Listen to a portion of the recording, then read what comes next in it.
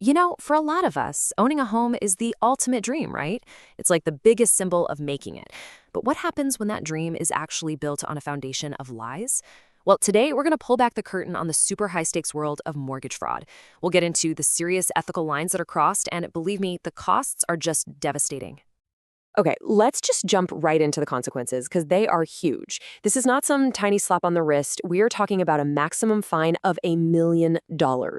Yeah, $1 million for committing mortgage fraud.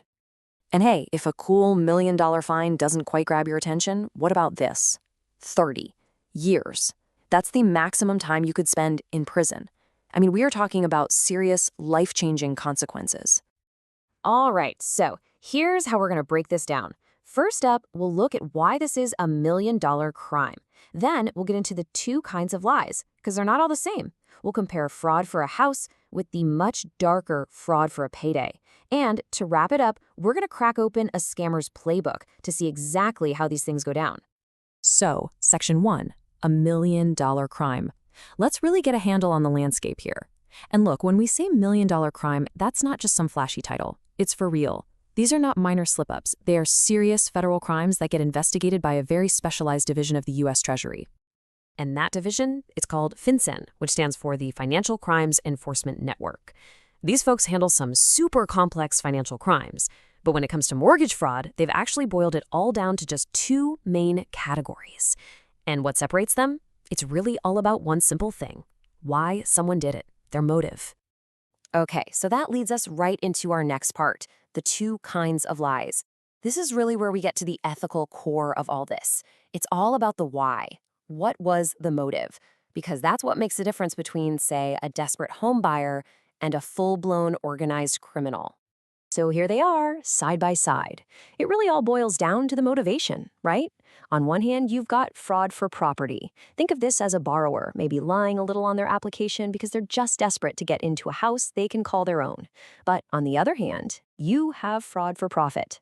And this is a completely different animal. This is organized crime, often involving industry insiders, all just to steal money, plain and simple. All right, let's dive into that first category, fraud for a house.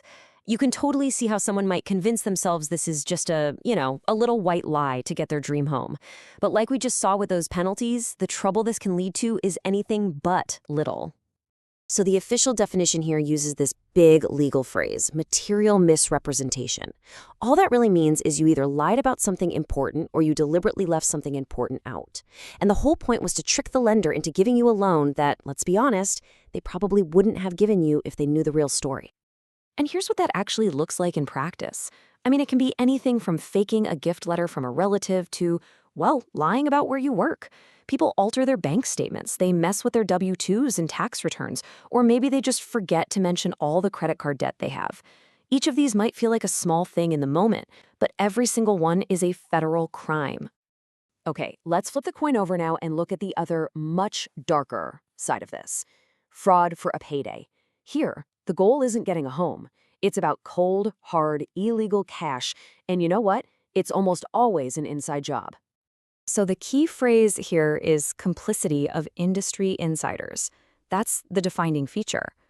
The house itself doesn't even matter to these people. It's just a tool, a vehicle they use to steal money from lenders. And sometimes, tragically, from innocent homeowners too. And when we say insiders, we mean anyone in the process. It could be a crooked mortgage broker, a real estate agent who's in on the scam, or a property appraiser who's paid to fake the numbers. Even settlement agents can be involved. And then you have straw buyers. These are people with good credit who are paid to basically rent out their identity for a fraudulent loan application. The whole system can be corrupted. So we know who's doing it and why. Now let's get into the how. It's time to open up the scammer's playbook and look at some of the most common schemes. Okay, first play from the book, illegal property flipping. Now look, we've all seen the TV shows, flipping houses is totally legal, but this is something else entirely.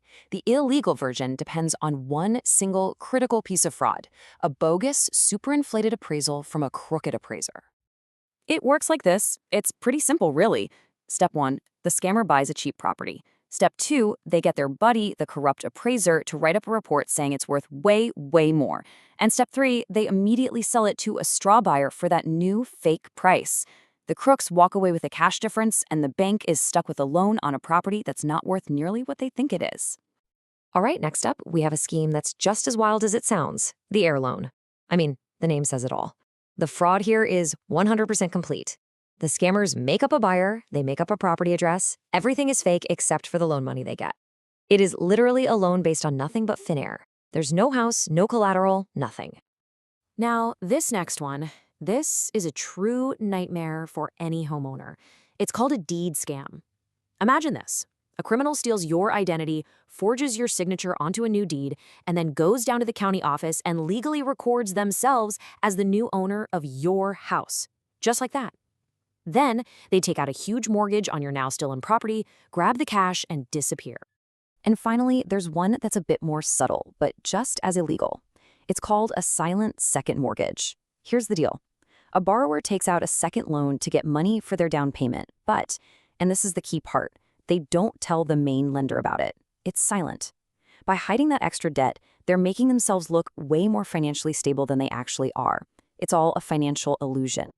So, what you can see is that mortgage fraud isn't just one thing. It's this massive range of deception, right? It can be as small as one person fudging one number on one document, or it can be as big as an entire criminal organization literally inventing a property out of thin air. And that brings us right back to the beginning, doesn't it? In the end, it really boils down to an ethical decision. Whether it's what feels like a small lie to get into a house, or it's a huge, complex scam to make a quick buck, the penalties are just massive. So that really leaves just one question, and it's a big one.